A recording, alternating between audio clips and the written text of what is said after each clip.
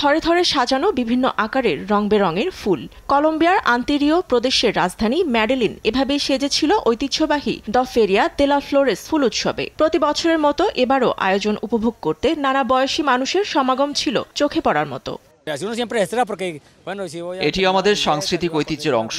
আন্তিওকিয়া এবং মেডিলিয়ানবাসী এজন্য গর্বিত। সান্তা এলেনাবাসীর শৈল্পিক সত্তা ও কৃষি সংস্কৃতি এখানে তুলে ধরা হয়েছে। এর মাধ্যমে আমাদের মধ্যে একতা আরও বৃদ্ধি পায়।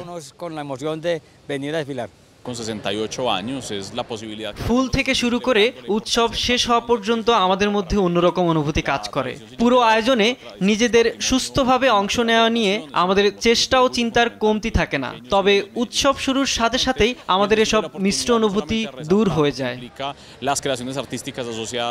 দীর্ঘ ৬৮ বছরের এই উৎসবের মূল আকর্ষণ ছিল রোববার বর্ণাঢ্য শোভাযাত্রায় ৫৪০ জন সিয়েত্রোস অংশ নেন। নানা রকম বাহারি ফুল তাদের ঐতিহ্যবাহী ঝুড়িতে বহন করে তারা সান্তা এলেনা প্লাজা থেকে দে সিসনোরস পর্যন্ত পায়ে হেঁটে ভ্রমণ করেন। আন্তিওকিয়ান ঐতিহ্যকে ধরে রাখার ক্ষেত্রে তারা গুরুত্বপূর্ণ ভূমিকা রেখে চলেছেন।